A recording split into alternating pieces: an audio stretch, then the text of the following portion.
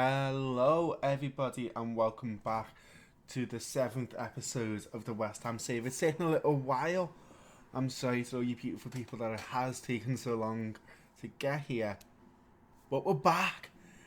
We have got all our way all the way back up to the Manchester United second leg of the semi-final of the Carabao Cup, which is the exact same fixture we had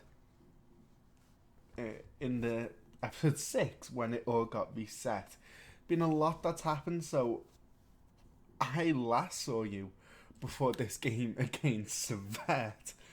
Yeah, I've had to play a lot, and then I'll just get through instant results, but I just didn't, like, I ended up realising, like, all these games that I was going to play were Premier League games or pretty important games that I didn't want to just skip through. So I simulated, quote unquote, 3 games, which was Servette, where we won 6-0, Freiburg, and Bristol City. I didn't. So I simulated those 2 games. Changed up because the skin I was using, I just hated. I thought it was ugly. Downloaded some new skins, downloaded some of the logo packs. The face pack just kept not working. Tried to torrent it, tons of stuff, nothing worked. So we beat Servette 6-0. Goal from McTominay, a hat trick from Lucas Paqueta, Antonio, and James Ward-Prowse to finish it off. Then we draw 2-2 against Arsenal. Late goal from Jarrod Bowen was a difference. Pretty honest, deserved draw. We beat Brentford 5-2. A goal from Danny Ings and 4 from Scott McTominay. We're going to talk about McSauce so much today. He has been amazing. We'd lose 3-2 to Freiburg. Didn't matter, we did obviously finish top of that group. We beat Fulham 3-2, opening goal from Scott McTominay. It was a very nervy end of the game as Vinicius would equalise to 2-2 on the 86th minute, but Maxwell Cornet would thankfully get us the victory in the 89th. 4-2 win over Bristol City as is expected. 5-2 win over Brighton was great, a double from Joao Pedro, but we scored and Scott McTominay got 2. 1-1 draw against Tottenham, both goals coming from centre-backs is what it is. Debo actually getting 2 goals. That opening goal, you'll see there on the 4th minute for us to equal things up, was actually a very good goal. Might go down as goals this season. Beautiful little dribble. We'll beat Newcastle at St James's Park 3-0, a double from Bowen and 1 from Paqueta, who missed a penalty, which he's done a lot. We would beat Aston Villa 2-0, opening goal from McTominay again. We would then beat Forest Green Rovers 2-0. But as we come into this, I can see we have 3 games against Manchester United.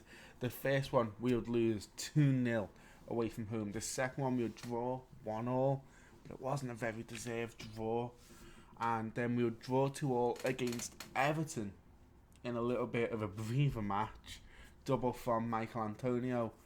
They would score a couple pretty awkward goals. My goal could have been like Jesse Lingard kind of just got left open. Seamus Coleman sneaked it past David De Gea. We dominated this game. We had something like 4 XG. They had 0.56 around there. So it's been actually a very good win. As you can see, no losses since that loss to Manchester United back towards the back at the very end of October. We've drawn a couple times with Arsenal, Tottenham and Everton, as well as Man United obviously. So 4 draws, 0 losses outside of a couple cup games.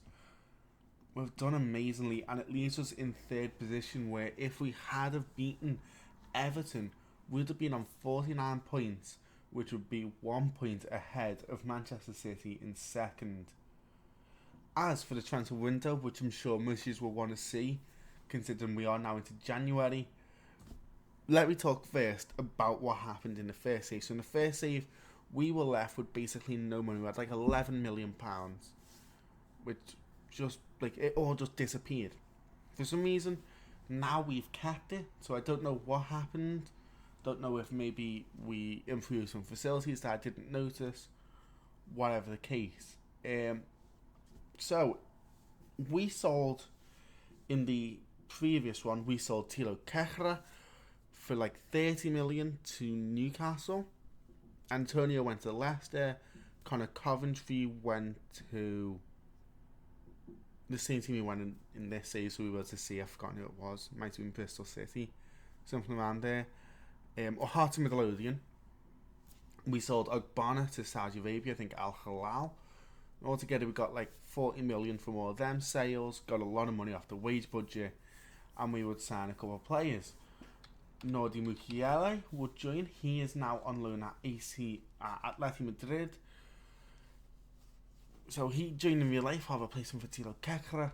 Sadly, wouldn't quite work out for us this season. We've looking at other players. We would also bring in, well, we would be planning on either bringing in Jack Clark or a different winger, and Stefano Sharawi was another option, though I said no to him. And we would also bring in the star of the show, Tammy Abraham, who I have signed also in this save. So he's joined for up to £15 million, which I think is just over the next season or so. It'll rise to 15 million. Really cheap. So he's struggling currently from damaged cruciate ligaments. So it's not great for him. He's had a big injury. Hasn't really played. In fact, hasn't played at all this season. So you can see why he comes so cheap.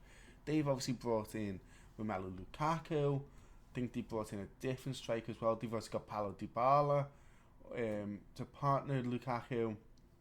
Andrea Belotti is still there. So, and then they got Peter Musa, who's just joined from Benfica. So they've got three very good strikers there. Dybala can play as striker. Very, very good team. No reason to worry for them. Why would they keep Tammy Abraham, who is suffering from injuries and is no longer going to be number one guy? So it's a realistic signing. I'm very glad to bring him in because I feel like if we can get him firing on all cylinders, we have seen pretty routinely over the last 5 or so years, Tammy Abraham is a very, very good striker.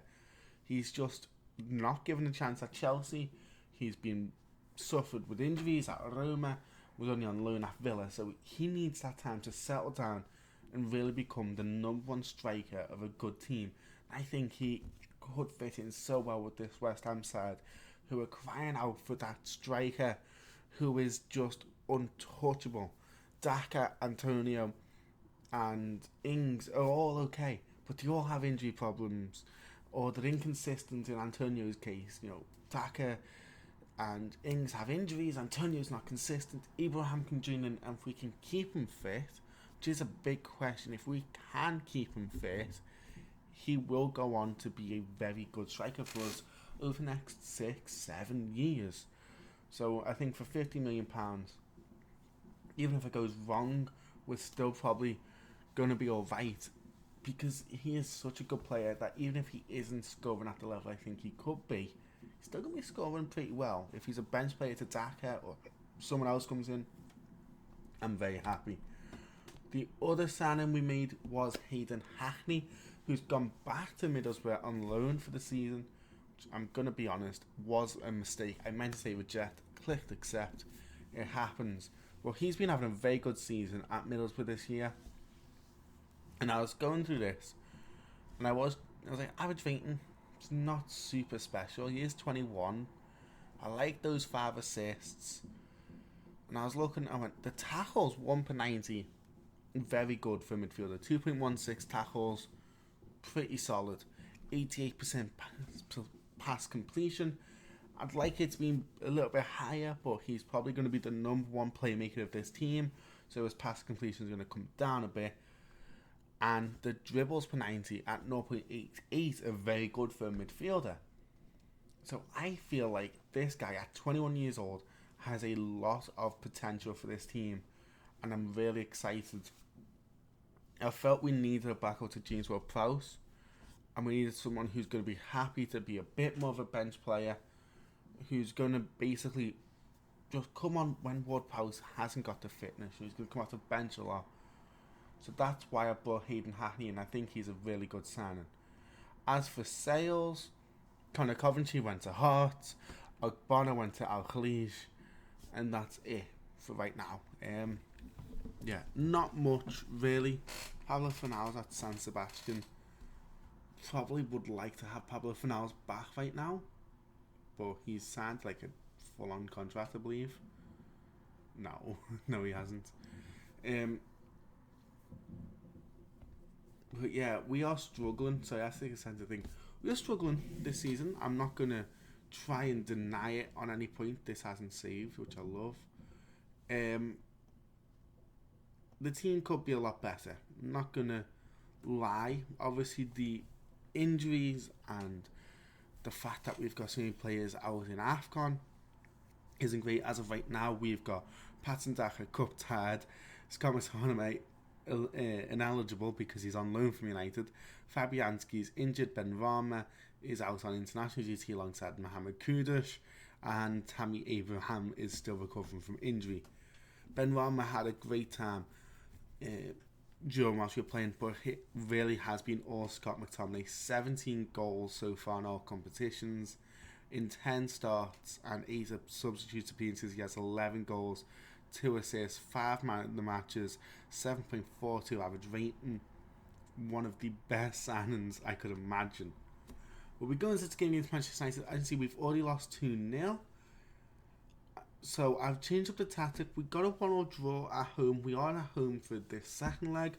But I changed up the tactic to 4-4-2 because I want to be able to attack a little bit better.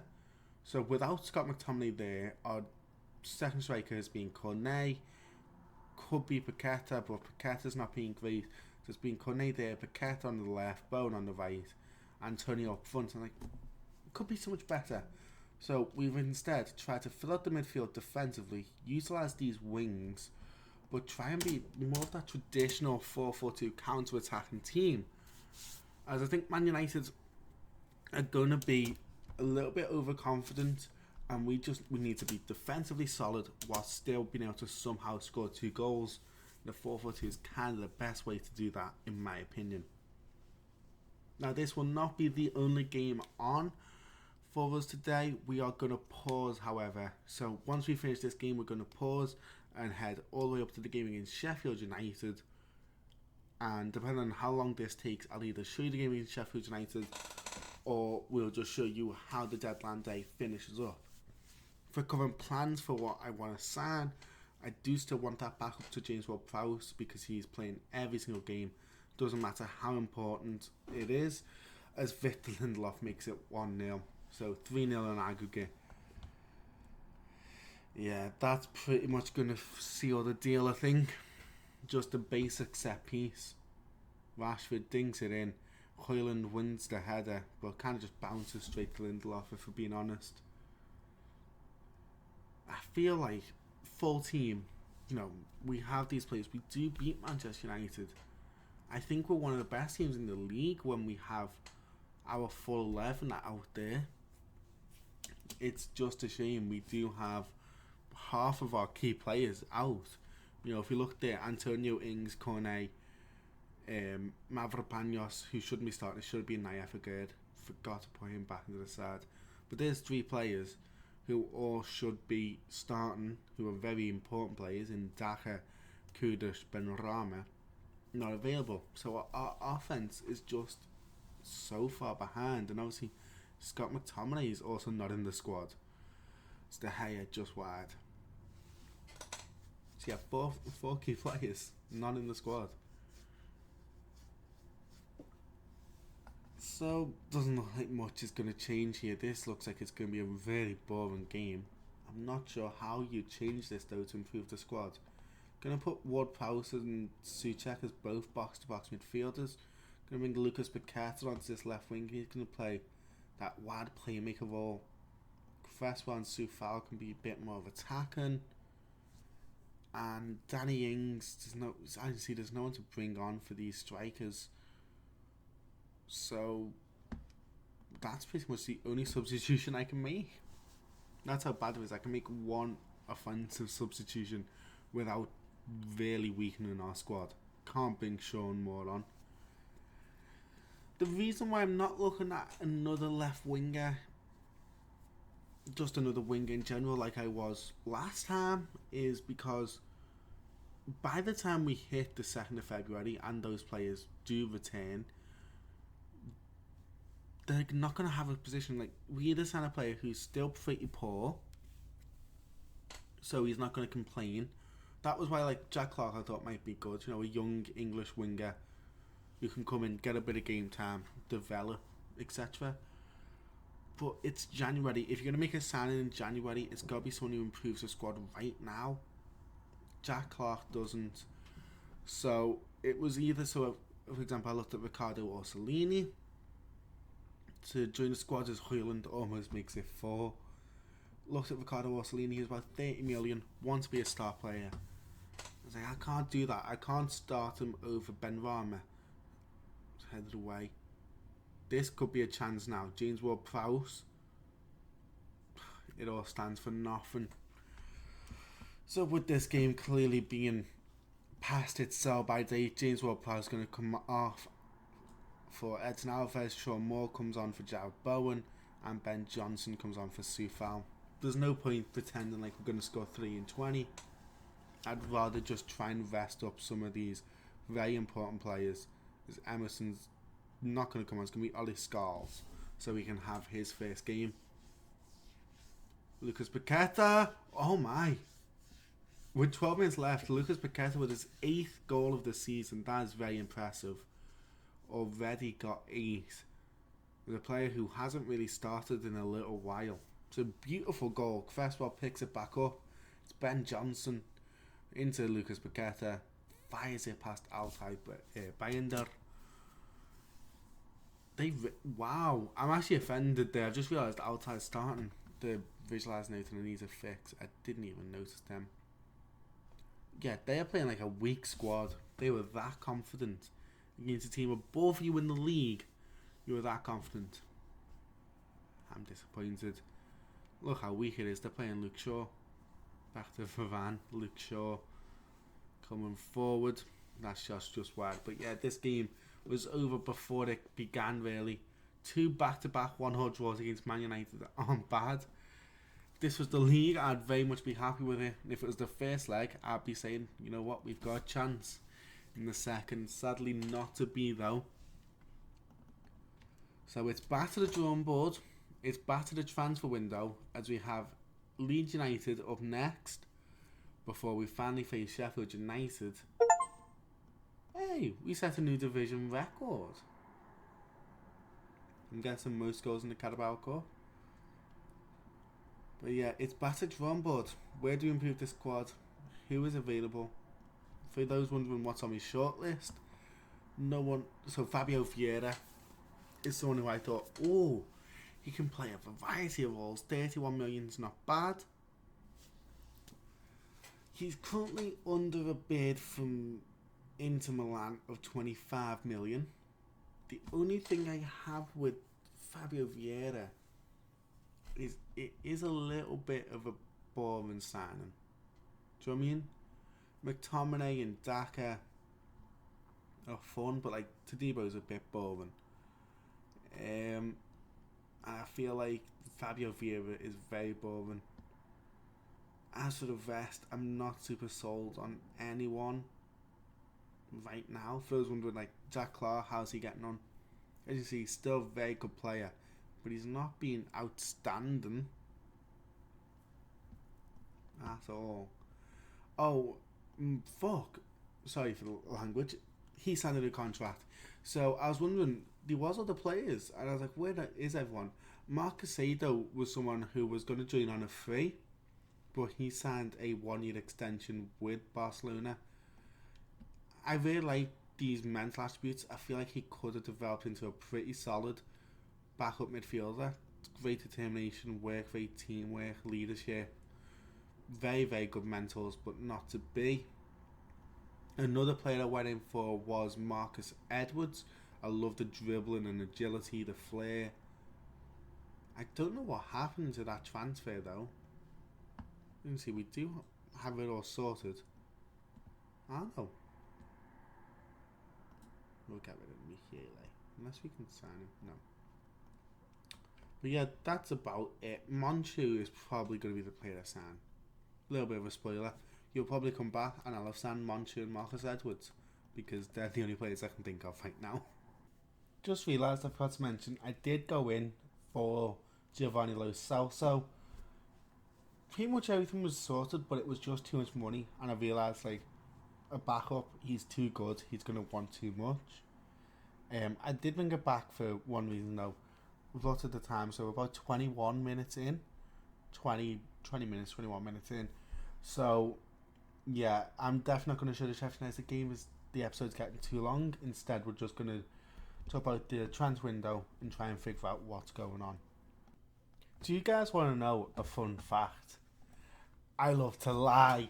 Let's play the Sheffield United game. Who cares if it is probably not the best decision? It's, we've had to do a lot of catch up and stuff. Why not just enjoy it for what it is? We've had to catch up on nearly 3 months worth of fixtures. Obviously, the game's going to be the episode's going to be a little bit longer because we're also doing transfers, etc. But let's have 2 games because let's be honest, I've been gone for a little while here. Let's be back and let's enjoy Football Manager as we face Sheffield United, who are in a formation I feel like we are going to batter. Patson Daka is back to fitness. Well, I'm not going to throw him right in and get injured. Antonio's also been playing really well. We beat Leeds United 4-2. Goals from Daka, McTominay, Antonio and Souček, I'm pretty sure. Tilo Kekker's starting to play a bit more.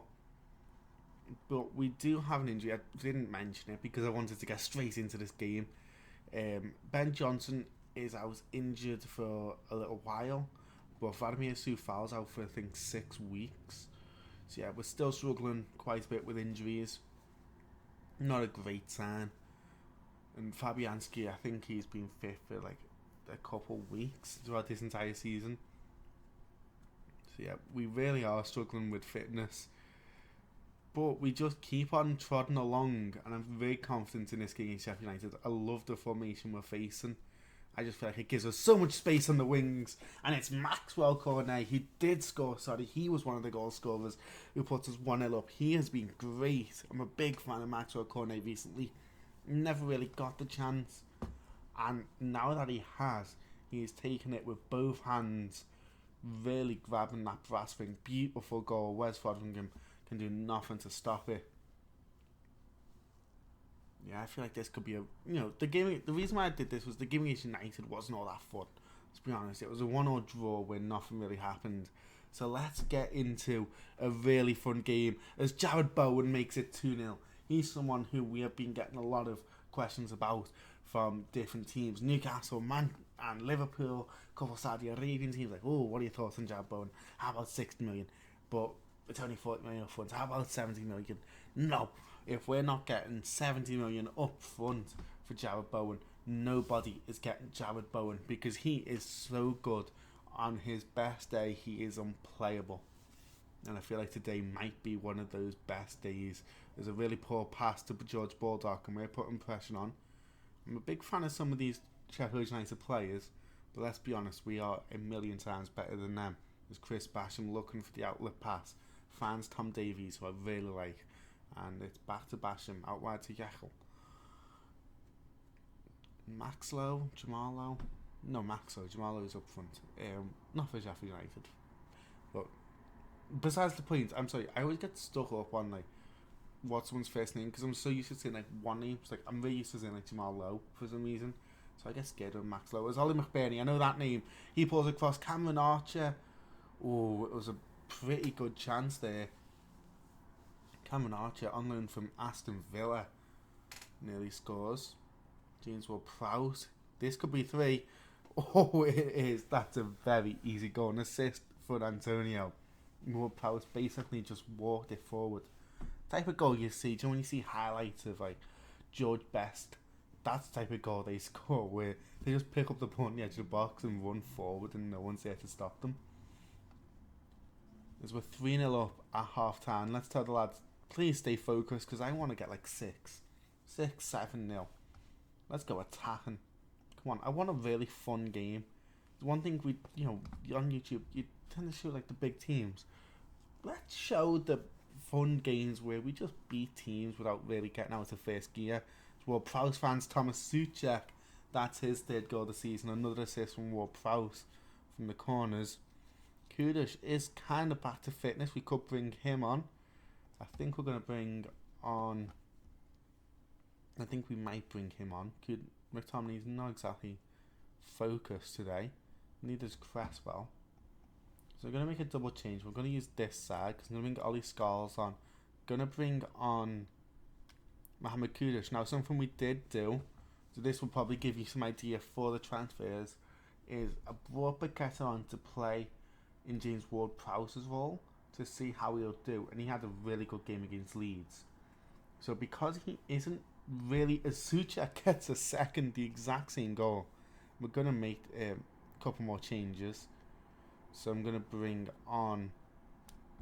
Sorry, I know you want to see the goal, but I'm very caught up. I'm having a lot of fun. So it's going to be...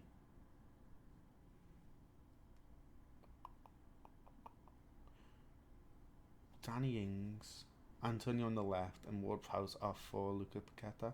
Oh no, Paqueta's on the right wing. That's why I couldn't find him. I was like, where the fuck's Paqueta? He's just disappeared. No, he's there. He's around. 5-0.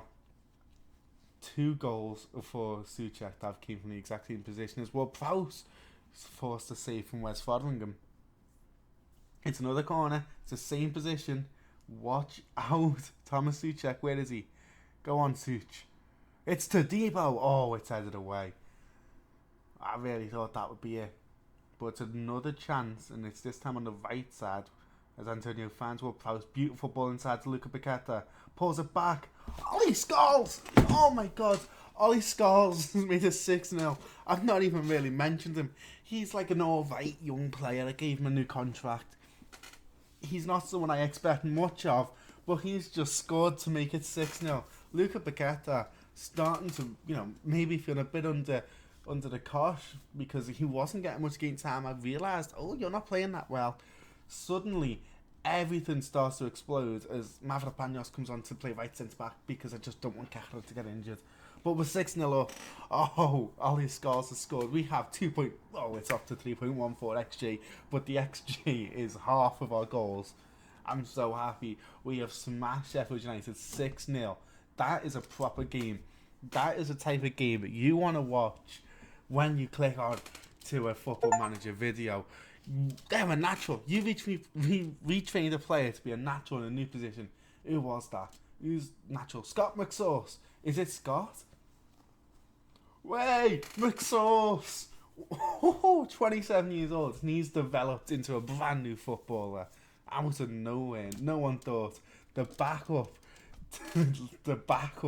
Suchek would end up being our top goal scorer. He's amazing. He is genuinely the most fun, incredible footballer of all time because he has no sauce. Like, let's be honest, sauce in the way of he's not great on the ball.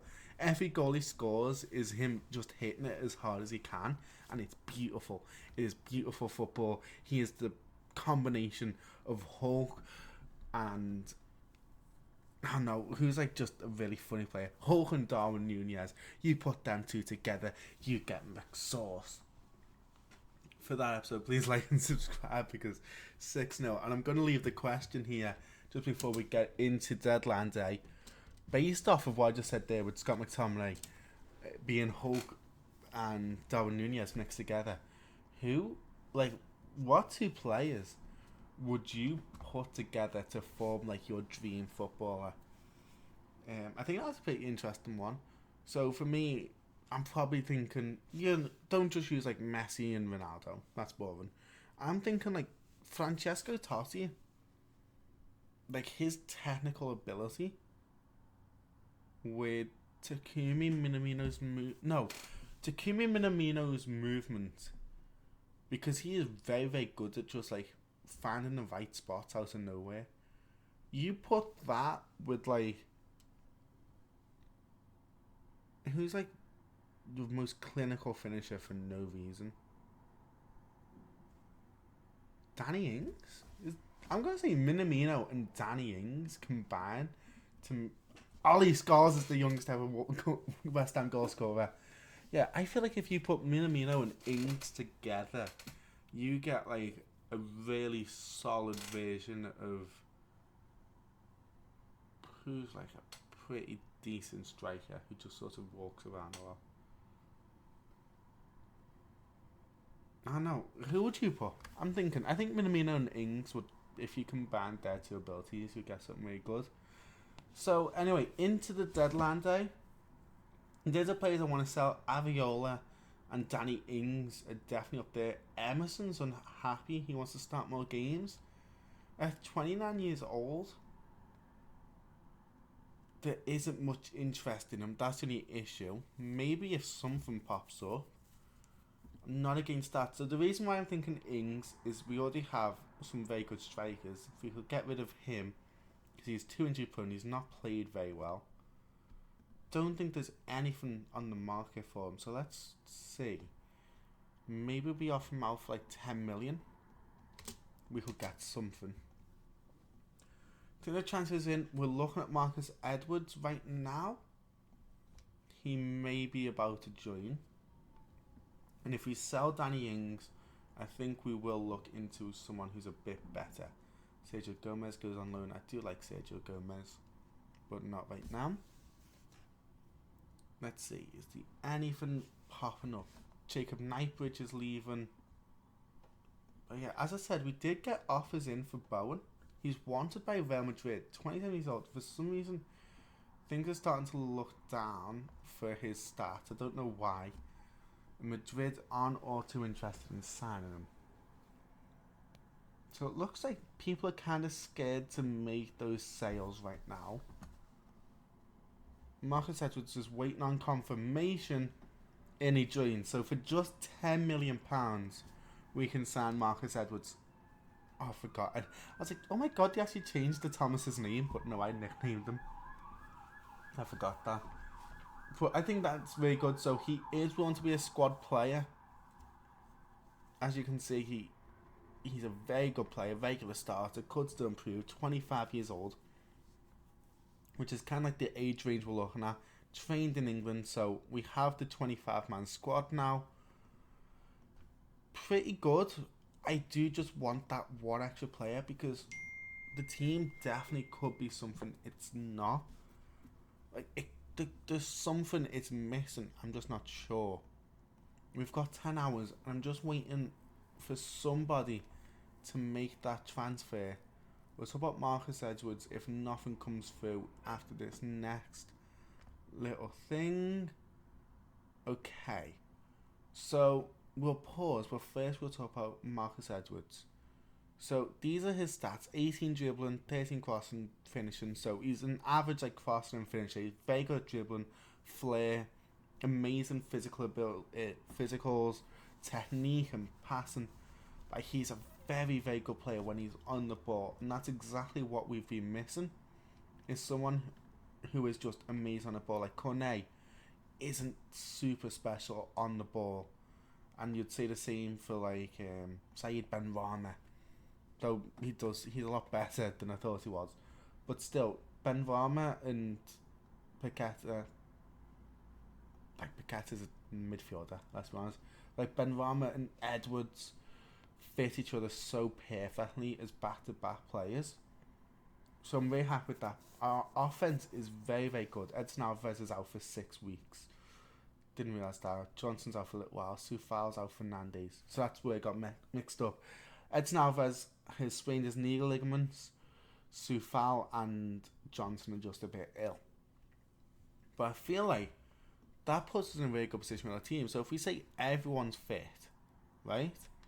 You would have like a starting squad of... I'm going to do something crazy. I'm going to say Kudish up front with Benrahma on the left, McTominay, Bowen, Ward-Prowse, Souček, Cresswell, Aguirre, where's Aguirre? Todibo, Soufal, De Gea. That's a really good team, but it's not like Premier League winning team. And right now we're performing to that level. So we just need to sign a couple, like, probably not Premier League winning. I just need 14 points off Liverpool. But we can sign someone who makes us really clearly top 4. That's great. And that's why I'm thinking like Jared Bowen being sold, or Danny Ings, just make up a little bit of space in registration, get a bit of money in. We'd be a much better player.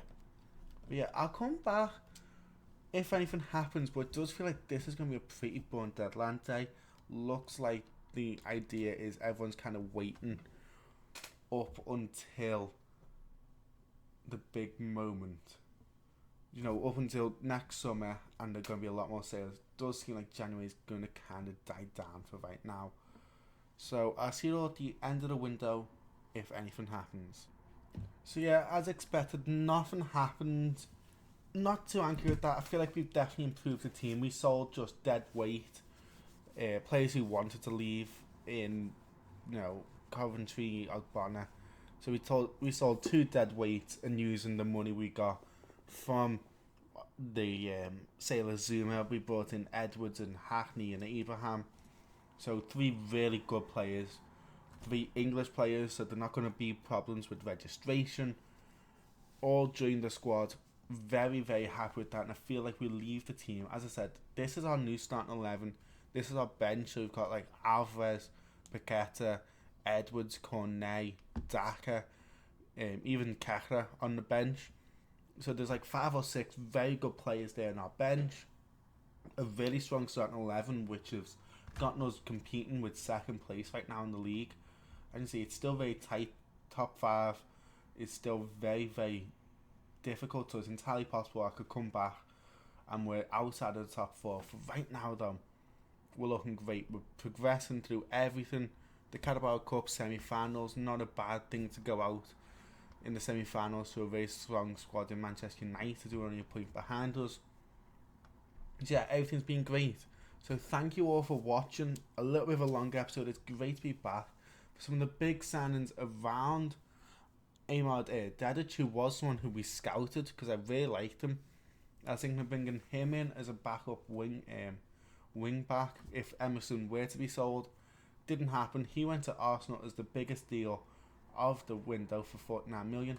João Mario went to Manchester City as a new right back, which I think is a very good sign and looks like a very good player. He went for 43 million, and Taylor Booth has joined from Utrecht to Newcastle.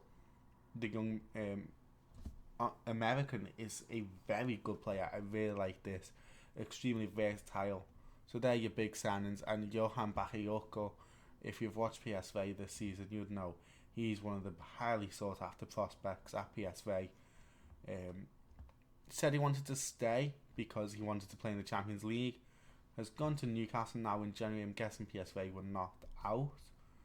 If we're going to keep this in realism, yeah, knocked out in the group stages. Oh, we do not. I thought we had the video loaded. Anyway, really, really big signings there.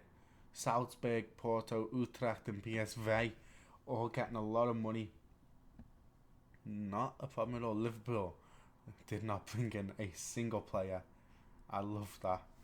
So thank you all for watching. Have a great rest of your day, and I'll see you all tomorrow because I am definitely going to be recording for the next couple of days. Don't you worry. Thank you all. Goodbye. And please, if you can, subscribe.